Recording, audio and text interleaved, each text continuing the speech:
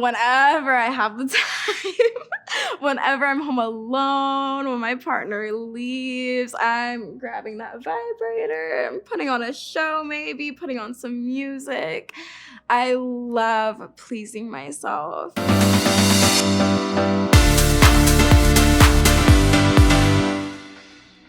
All right, I'll let you get kind of comfy. Yes. I'll take a couple more seconds, and I think we're ready to go.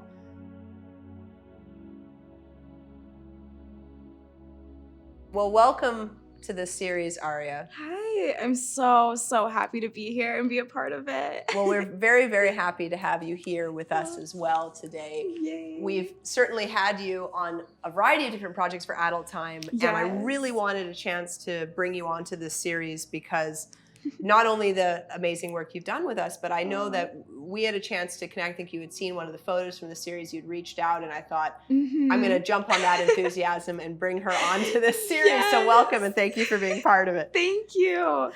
So let's start with getting to know you a little bit better. Can you tell us a bit about who you are, where you're from, and what it was like for you when you were growing up? Yeah, so I moved around a lot as a kid. I was born here in California, and then when I was like 3, I moved to Oregon, and then from there I moved to Texas, and then from there I moved back to California to Fresno, and then I moved back to Oregon because Fresno was really bad, and then I moved back to California. So been around a lot, and I feel like all that change really helped bring me to where I am today, because I feel like if I hadn't gone through all of that, it would have made me more scared to jump out and try new things. But since I grew up moving schools all the time, meeting new friends, it was always something new. Now, like, I'm always just, I don't care what it is, I'll jump into something, and if it's good, I'll stay with it, and if it's not, then, we'll leave it behind. But that was a little bit about me growing up. Definitely moved around a lot.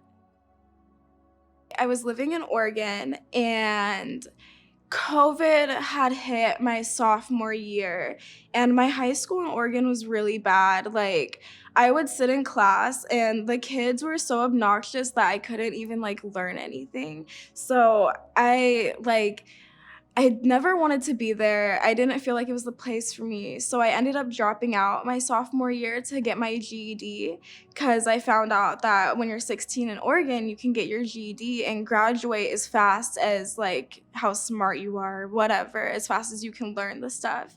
So I went to do that, and I did it for about 6 months, and I was ready to test out. And then boom, COVID hit. And guess what? All the testing centers shut down. So I didn't get to get my GED. And around that time, my aunt was going to California to visit her friend. And I just wanted to go with her to get out of Oregon. And I was visiting her and her friend, and something in me was telling me to stay in California. I don't know what it was, but something was telling me, you can't go back to Oregon. There's something for you here. So I ended up moving to California, and I was working at TJ Maxx, and I was about to turn 18, didn't have my GED because I wasn't able to get it. And in California, you have to be 18 to get it. So I was just waiting, and I turned 18. And of course, I was watching a lot of porn, and I was like, wow, it really fascinated me. Not even that, I wasn't really getting off to it too much, because when I get off by myself, I like being in my own head. But I was looking more at the art of it, and I was diagnosing it and seeing wow, people, there's so many different things you can do with sex, and I just got really, really fascinated about it. And I feel like I started manifesting being a porn star without knowing it. because I genuinely was gonna be a stripper, and I was like, you know what, I'm just gonna start stripping and we'll figure it out from there, go get my GED, whatever.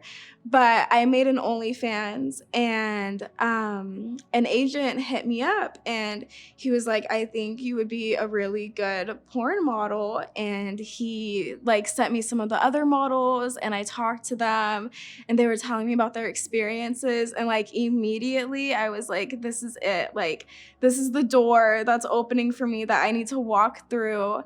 And so he told me, he was like, you know, take your time, think about it. And I was like, honestly, I have been before you even contacted me and booked me for my first shoot. Like, I just wanted to go straight into it and see how it was. And I got booked my first shoot, and it was up in Studio City, like in the hills, in this huge house.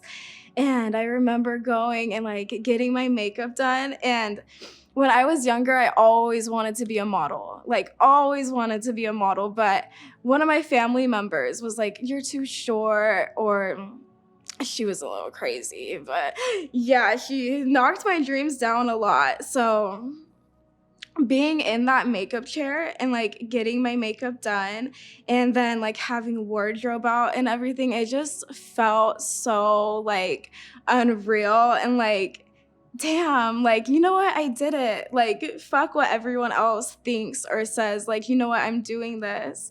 And I did the shoot, and it was so fun. Even though I honestly didn't really know what I was doing, I don't think I can go back and watch that scene because I've evolved so much from then. But it really like opened my mind up to so much. And because I was very, very nervous going, obviously. I was like, am I gonna get kidnapped? And I don't know what's gonna happen, but like this seems good.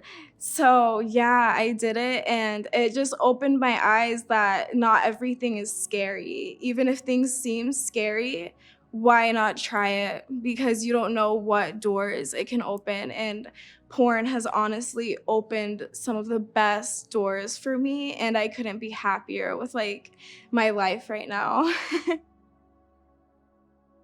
So when I first got in the industry, it was funny because I hadn't had sex in like 8 months. I was pretty vanilla, not gonna lie, pretty vanilla. And the first time I even ever got with a girl was on camera for a porn shoot. Like, I didn't even know at this time, a lot of my friends were starting to get to know their sexuality. Like, so many of my girlfriends were like, yeah, I'm bi, like, I like girls. And I was like, I had never tried it, so I was like, I can't say, like, I don't know if I like girls, I don't know what I like. But yeah, I had my first threesome with a girl and loved it. Oh my God, she turned me bi like that. I was like, okay, yes, I am into girls. Like, this is fun. I love the feminine energy. Like, it's so amazing. And then after that, started working with more girls, and then I started going to play parties, and there was a bunch of trans people at the play parties, and just like a whole genre of a bunch of different people. And being in porn made me realize that I don't like a certain type of person. Like, I'm not attracted to looks or like a certain gender. I call myself pansexual because I like anybody. If I can vibe with you, if we have that connection, I don't care what's between your legs. I don't care what's on your chest. I don't care what your face looks like.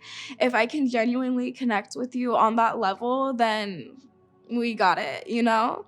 So porn has definitely showed me that like I am a pansexual little slut, and I love it so much.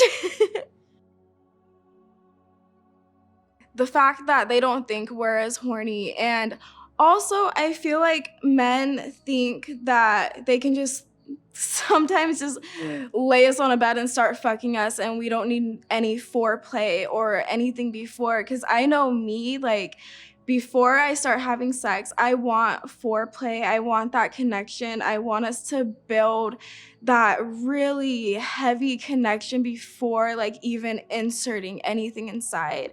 Because me and my partner, we like, there's been times where I wasn't able to fuck and we would just be like on each other and like dirty talking and just like breathing and flowing, and like it felt like I got like an energetic orgasm from it without him even doing anything to me. And I feel like people really need to just take a moment and not rush into things and like be very present while you're having sex, because it is a very intimate and beautiful thing.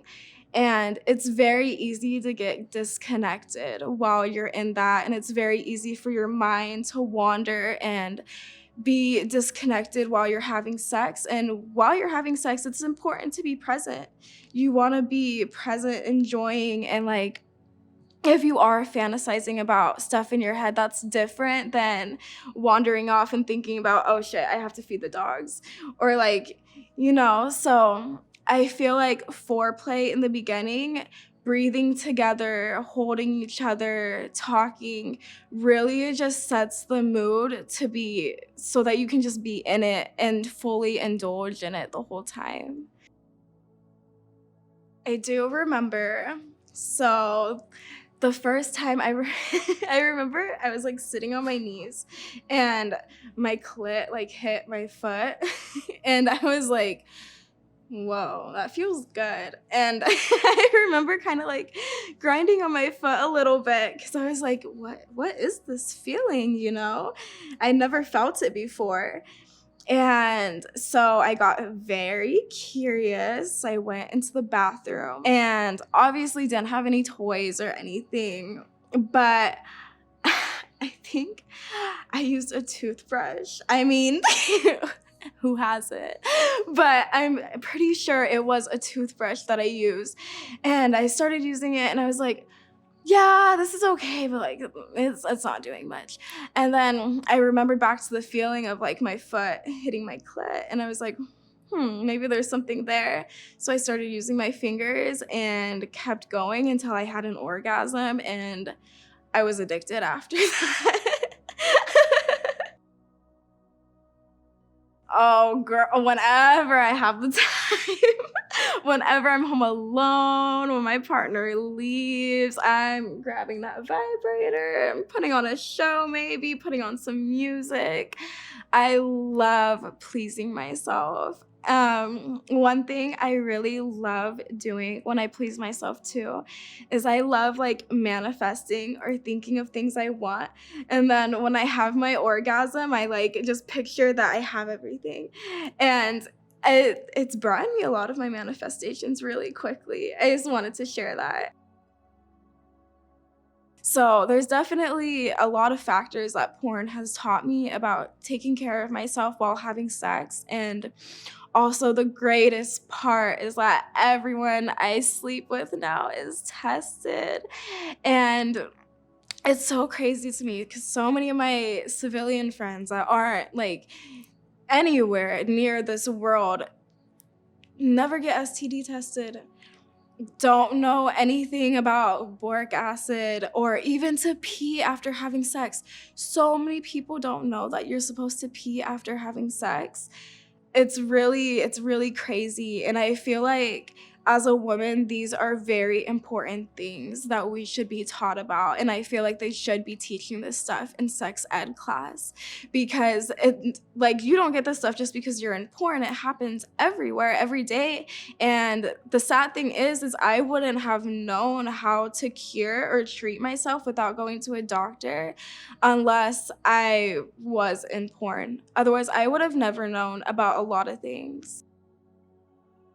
I think just be completely vulnerable and confident with yourself. Listen to yourself. Your body will tell you exactly what it needs. Um, like I said before, you have something someone else wants, and someone else will always have something you want.